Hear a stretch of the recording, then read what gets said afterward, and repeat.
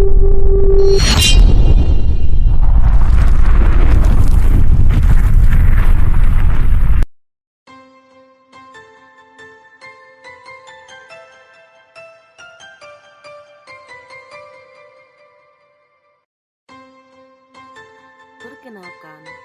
berikut ini adalah Bapak Suhendri sebagai fasilitator saya. Ibu Sri Mezurahmi Eksa Putri adalah pengajar praktik saya. Assalamualaikum warahmatullahi wabarakatuh. Puji syukur alhamdulillah, walaupun hari ini hujan, kita bisa melaksanakan hari ini tugas kita, yaitu berbagi praktik baik tentang disiplin positif yang ada di sekolah kita. Baiklah ibu-ibu semua, terima kasih karena sudah hadir di sini. Kita lanjutkan saja acara kita tentang berbagi praktik baik. Di sini saya akan menjelaskan tentang budaya positif yang ada di SD Negeri 27 Siguhung. Oke, selanjutnya tentang penyebaran pemahaman kepada rekan guru di SD Negeri 27 Siguhung untuk kita meningkatkan budaya positif yang ada di sekolah kita. Baik ibu-ibu semua, seperti yang pernah saya jelaskan dulu, apa itu budaya positif?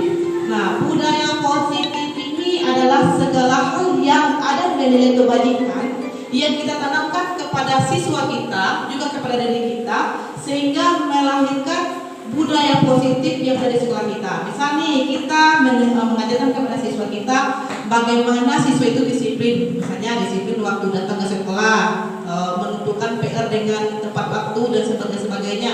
Berarti kita menanamkan nilai-nilai kebaikan itu kepada anak, tapi kita juga harus melakukannya, kita juga harus mempraktikkannya. Sebagai guru kita harus praktekkan hal-hal tersebut supaya anak kita terbiasa, maka disiplin positif di sekolah bisa kita laksanakan.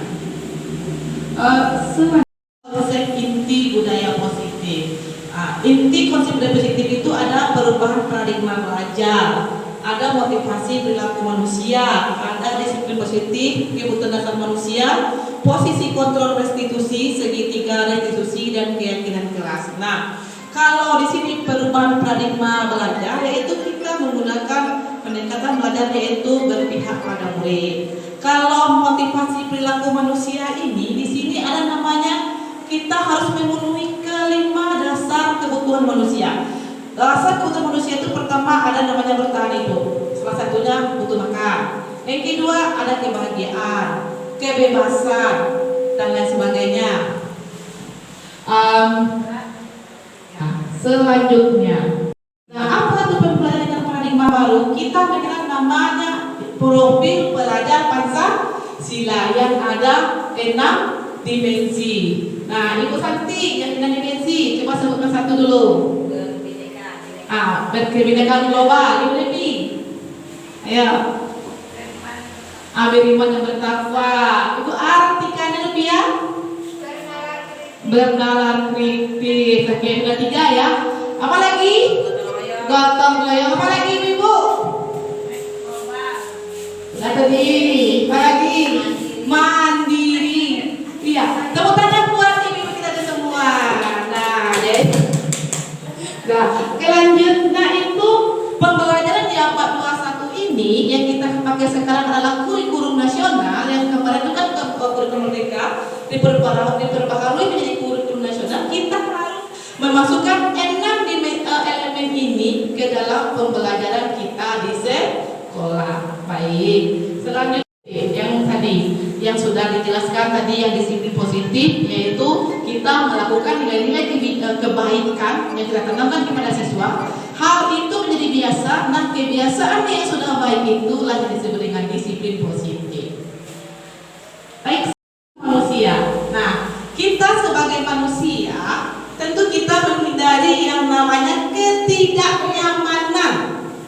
Kita menghindari hal yang tidak nyaman, menjadi orang yang seperti diinginkan, serta menghargai diri sendiri dengan nilai-nilai yang mereka yakini dan mereka percayai.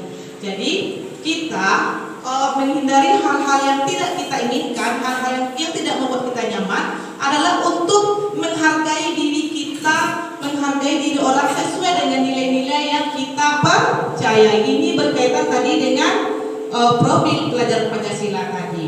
Nah, selanjutnya yang selanjutnya itu motivasi internal untuk menjadi orang yang mereka inginkan.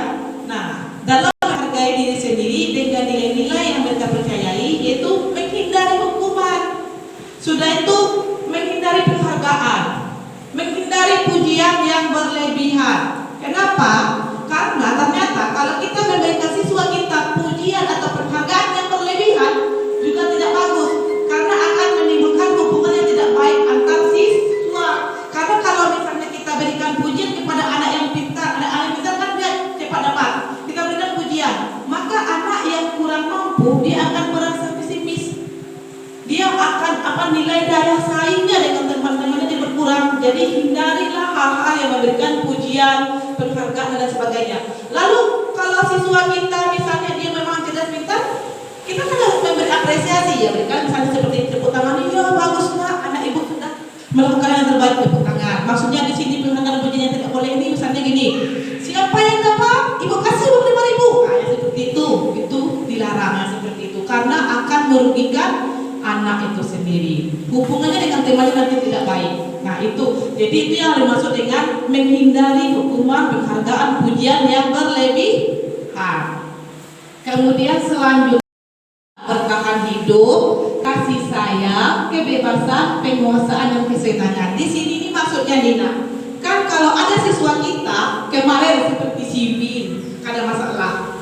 Apa masalah yang terjadi? Bisa jadi si Win itu dia di rumahnya mungkin kurang dapat kasih sayang, sehingga dia menjadi kasih sayang di sekolah dengan cara membuat guru-gurunya supaya percaya kepada dia buat tingkah laku. Berarti kita tahu dia kurang kasih sayang. Kalau salah satu kebutuhan dasar manusia ini tidak terpenuhi salah satunya, maka siswa tadi itu tidak akan bisa menjadi siswa yang nyaman di sekolah. Jadi kita sebagai guru harus perhatikan dulu kasih sayang, kebebasan, bertahan hidup, penguasaan dan kesenangan. Contoh nih, ada siswa kita dalam belajar dia suka main. Berarti apa nih yang bermasalah dalam belajar? Kenapa dia suka main? Berarti kesenangannya yang bermasalah.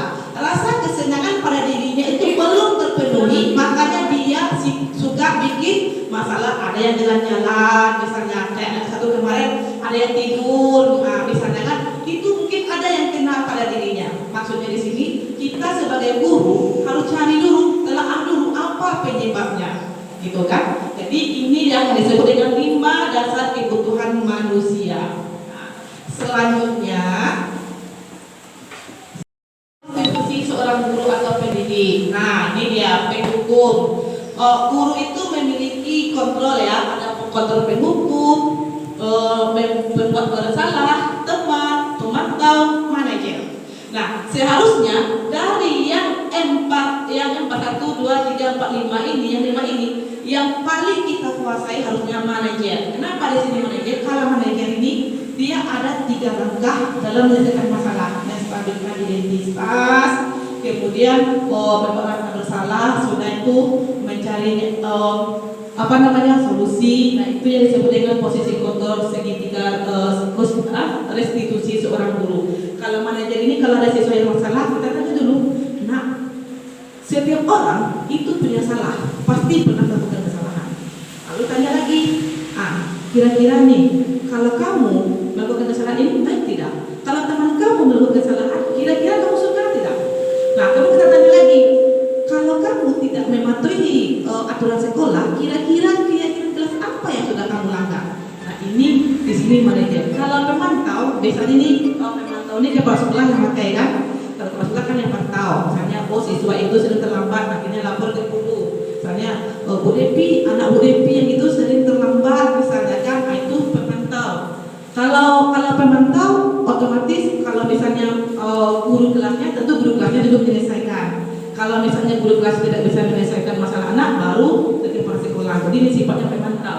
Kalau teman, ini guru dia bersifat seolah dia seperti teman kepada temannya, memberikan nasihat dan sebagainya kepada siswanya gitu kan. Tapi ini biasanya kalau kepada anak kelas 1 ini kurang tepat. Kalau anak kelas rendah ini kalau kita pakai posisi teman menyelesaikan masalah dari 1 kelas 2 ke 3 ini kurang tepat. Tapi kalau 4, 5, 6 bisa lah kayak curhat, sehingga kalau kita bisa membersihkan diri kita juga teman mereka bisa curhat kepada kita kan. Tapi kalau kelas rendah ini susah. Kalau tempat rasa bersalah ini yang sering kita lakukan. Misalnya kita panggil anak nih, ini kerja kamu apa? Betul kamu begini? Apakah ini yang dituduhkan? Apakah ini diberita? Itu kita membuat anak itu merasa dia bersalah. Ya dia nggak akan ketemu solusi yang ada dongkol. Kalau penghukum ini kan, ini yang paling banyak kita lakukan. Contoh nih, anak ini nggak buat PR, langsung saja kita hukum tanpa kita dengarkan dulu. Atau misalnya dia terlambat, tanpa kita tanya dia kenapa dia terlambat, langsung saja kita hukum. Sudah, kamu sudah terlambat, sekarang kamu bikin PR duluan. Ini yang sering kita lakukan. Seharusnya ini posisi manajer, karena posisi manajer ini sudah menggabungkan seluruh ini. Begitu. Ini adalah posisi kontrol restitusi. Baik. Sekolah ini tiap kelas sudah kita buatkan. Jadi kegiatan kelas ini berbeda dengan peraturan kelas. Kalau peraturan kelas itu dibuat oleh guru, kalau keyakinan kelas dibuat oleh guru sepakat dengan siswa. Kita yang minta, nah kita pengen kelas kita seperti apa. Nah, anak ibu tulis. Kalau misalnya kalian melanggar, kira-kira maunya bagaimana? Hasil dari yang dibuat oleh anak kita kumpulkan, itulah yang disebut dengan keyakinan kelas. Beda dengan peraturan. Kalau peraturan dibuat oleh guru, murid hanya menjalani. Kalau keyakinan tidak, kita dengan murid yang sepakat membuatnya. Nah, di keyakinan kelas inilah nanti akan kita tanamkan nilai-nilai positif. Nilai-nilai positif itu sudah dilaksanakan, tertanam dan biasa, menjadilah dia budaya positif. Itu Bapak Ibu. Kemudian dalam penyelesaian masalah, segitiga restitusi dalam penyelesaian masalah. Guru berperan sebagai manajer dalam menyelesaikan masalah melalui 3 tahap tadi yang saya katakan tadi: menstabilkan identitas, validasi tindakan, kemudian menanyakan keyakinan kelas itu tadi. Biasa anak Hanif itu biasa berbuat salah, itu wajar, kita namanya manusia. Tapi apakah kamu akan terus berbuat salah? Apakah kamu mau seperti itu? Itu namanya menstabilkan identitas. Kalau kita menanyakan keyakinan kelas, yang seperti tadi, kalau kamu seperti ini, tidak mengumpulkan pada sebagainya, keyakinan kelas apa yang telah kamu langgar?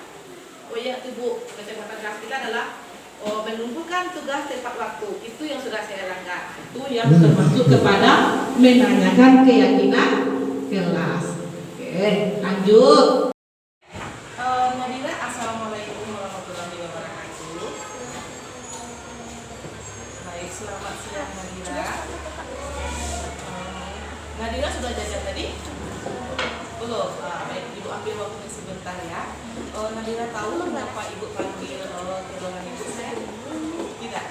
Baik. Nadira kan selama ini kan termasuk siswa yang pintar, bahkan juara kelas nih. Jadi Ibu mendapatkan laporan nih dari Ibu Devi sama Bapak Nanda. Bapak Nanda kan guru olahraga, Ibu Devi kan guru TI, sementara Ibu adalah tangguh. Nah, mereka berdua itu melakukan kepada Ibu bahwa tadi selama jam pembelajaran mereka berdua kelihatan sangat kurang fokus gitu kan. Boleh Ibu tanya kenapa anak Ibu tidak fokus dalam belajar? Apa sebabnya? Karena Nadira lupa makan. Jadi karena sering terlambat makan atau mungkin nggak makan ke sekolah, jadi Nadira tidak semangat dalam belajar. Nah, baiklah Nadira, sebenarnya itu hal biasa ya, karena namanya kalau kita sudah terbiasa nggak makan ke sekolah sebagainya, itu hal biasa. Tapi Nadira untuk pagi biasakan sarapan pagi ya sebelum berangkat ke sekolah, supaya Nadira nanti dalam belajar agar tetap fokus. Baiklah Nadira, karena Ibu sudah tahu apa penyebabnya, Nadira berjanjikan untuk merubah aktivitas Nadira di rumah kan, untuk makan dulu ke sekolah. Ingat dong Nak, keyakinan kelas kita salah satunya apa Nak? Yaitu belajar dengan fokus, belajar dengan rajin. Baik, karena Nadira sudah memahami, untuk besok-besok belajarnya fokus lagi ya Nak ya. Kan sayang sekali Nadira anak juara loh, nanti juaranya diambil sama teman yang mau. Iya, jadi begitu Nadira fokus misalnya. Baik, terima kasih Nadira karena sudah Ibu mau panggil ke sini berarti sudah dapat solusinya. Nanti Ibu akan kasih tahu sama Bu Devi sama Bu Nanda apa penyebabnya Nadira selama ini kurang fokus belajar. Biar Ibu Devi, Bapak Nanda juga mau membimbing Nadira.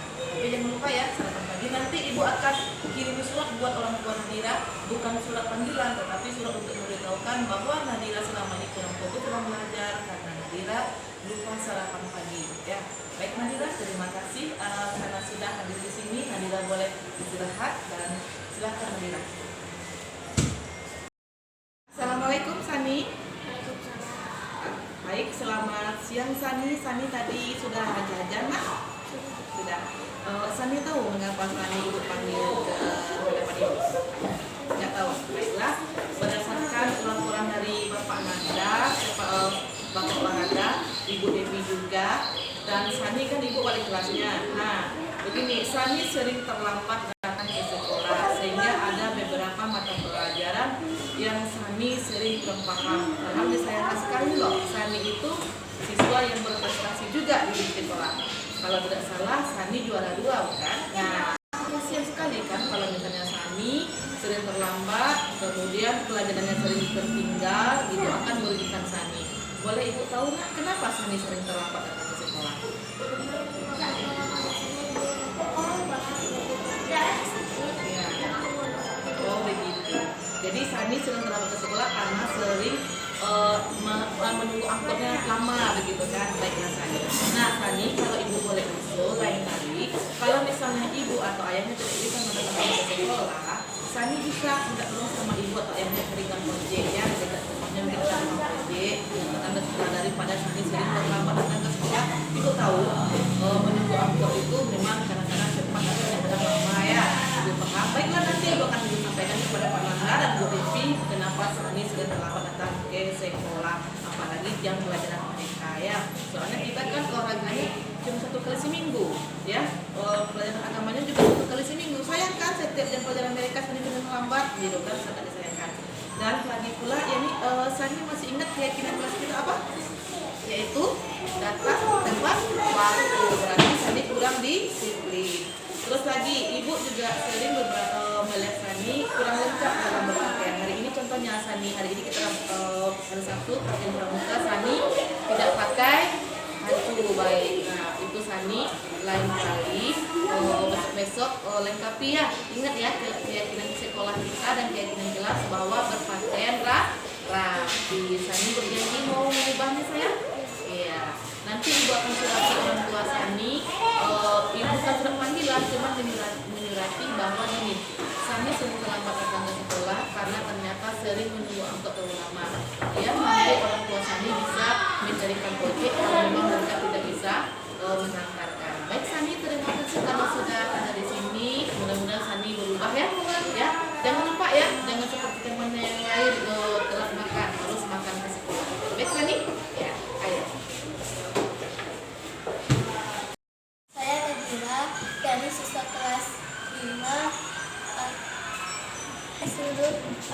saya fokus dalam belajar dan rumah menyarankan saya untuk makan terlebih dahulu. Jadi, untuk Bu Ma yang telah memberikan saya penjelasan untuk fokus dalam belajar.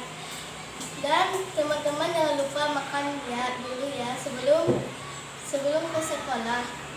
Penggerak. Nah, nilai dan peran guru penggerak itu sudah dijelaskan juga waktu itu, yaitu untuk mewujudkan budaya positif kita harus memiliki nilai dan peran guru penggerak. Waktu itu ada nilai peran guru penggerak yaitu seperti mandiri. Contoh nih, Bu Santi sering melakukan pelatihan mandiri. Berarti Bu Santi telah melakukan nilai peran guru penggerak untuk menambah wawasan. Apalagi inovatif. Nah, ada contohnya Bu Arni. Bu Ar melakukan peran nilai guru penggerak yaitu mandiri.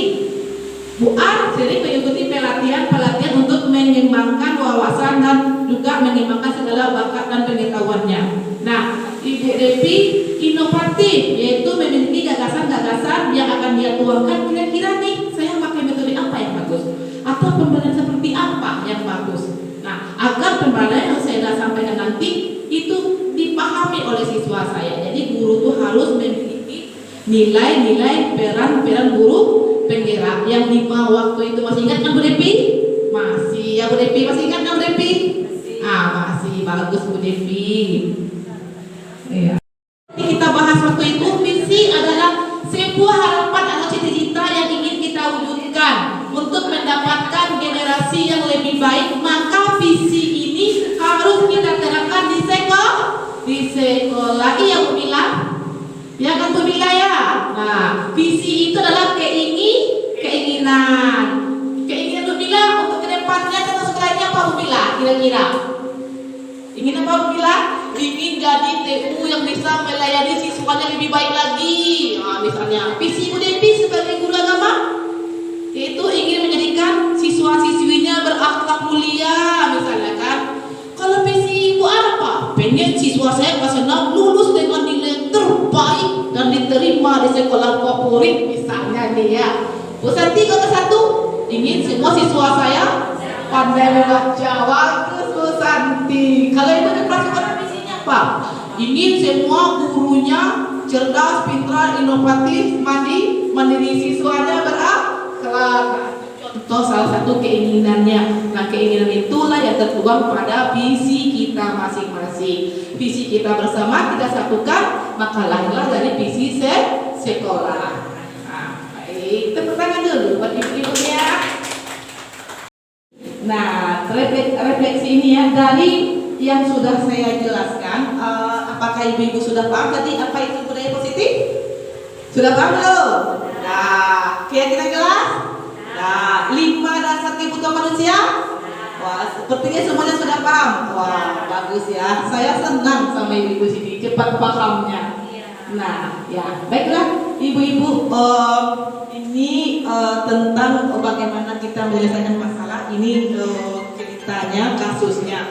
Nah, kemarin saya di kelas 5 ada namanya Sani. Sedang saya panggil, kebetulan dia sering terlambat datang ke sekolah. Setelah saya tanya, menggunakan tadi segitiga restitusi tadi, ternyata sahabat anak kita Sani itu sering terlambat karena dia menunggu angkot pergi ke sekolah katanya, karena orang tuanya sibuk. Nah, tindakan saya selanjutnya adalah saya menyurati orang tuanya untuk mengantar Sani ke sekolah. Kalau enggak, tolong dicari ojek supaya Sani jangan terlalu sering datang terlambat ke sekolah. Itu salah satu contoh kita menyelesaikan masalah dengan menggunakan segitiga restitusi.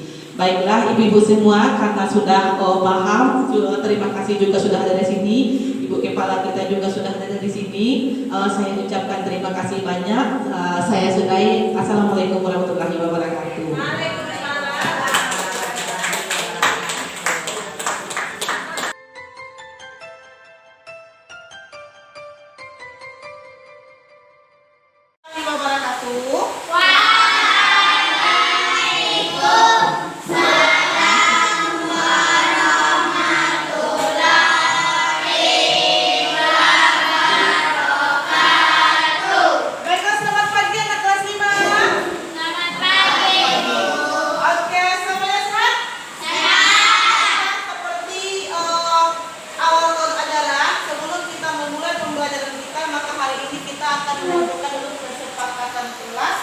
Kesepakatan kelas itu nanti akan menjadi keyakinan kelas. Nah, ibu akan berikan anak ibu nanti take note tentang ini kepada anak ibu.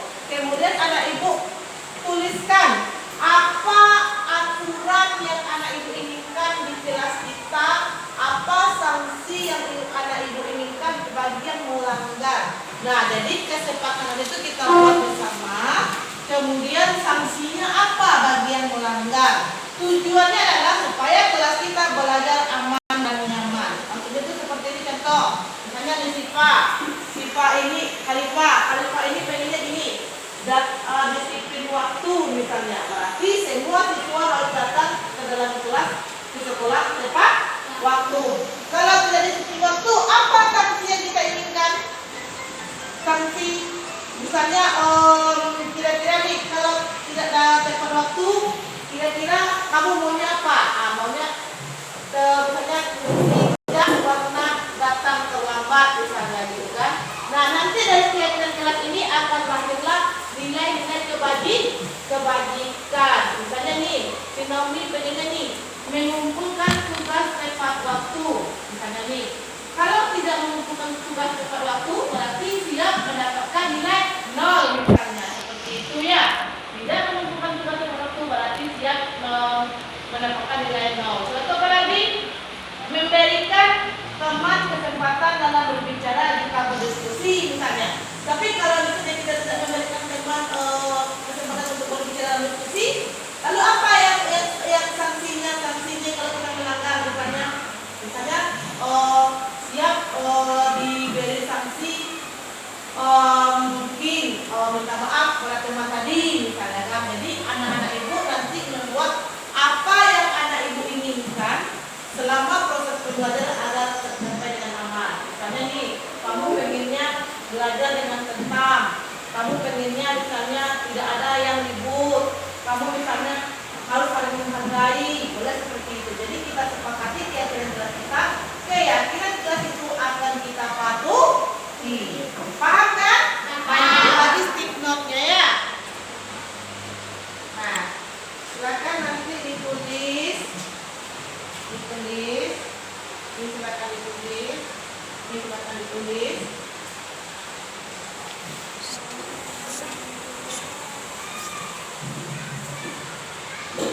Anak ibu tempelkan di depan itu ya.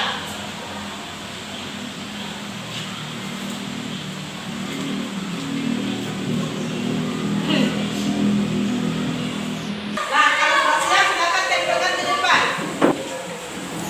Silakan ditempelkan ke depan.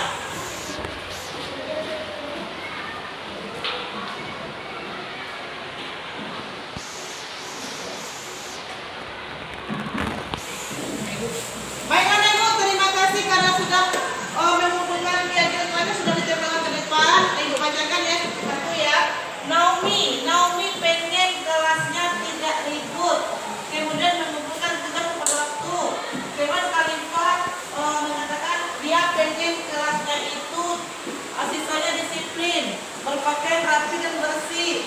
Sudah itu apa lagi? Di sini si Aska mengatakan dia pengen kelasnya yaitu gurunya tersenyum, saling menghargai sesama teman, kalau berpendapat diberikan kesempatan berpendapat gitu kan, tidak rebutan. Kalau setelah dibaca semua, kesempatan kelas kita hari ini adalah anak kelas 5 pengen kelasnya rapi, pakaiannya juga rapi, lantainya bersih. Sudah itu apa lagi? Tidak datang terlambat, mengumpulkan tugas tepat waktu. Sudah itu apa lagi? Saling mengasihi, saling menghormati. Sudah itu berbicara sopan santun. Oke, baiklah anak kelas 5, karena anak kelas 5 hari ini sudah memberikan pendapat tentang keyakinan kelas, maka wajib kita patuhi. Siap untuk mematuhi? Siap. Oke.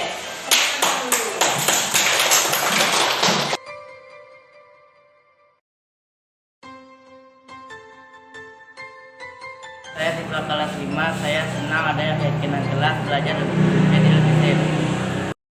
Saya Faira, saya senang belajar di kelas 5 bersama Bu Mai. Hai, nama saya Aska.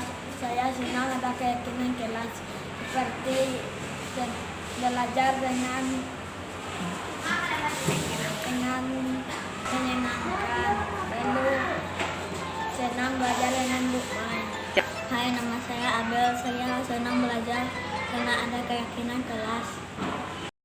Kelas 5, saya senang ada keyakinan kelas, belajar dengan aman.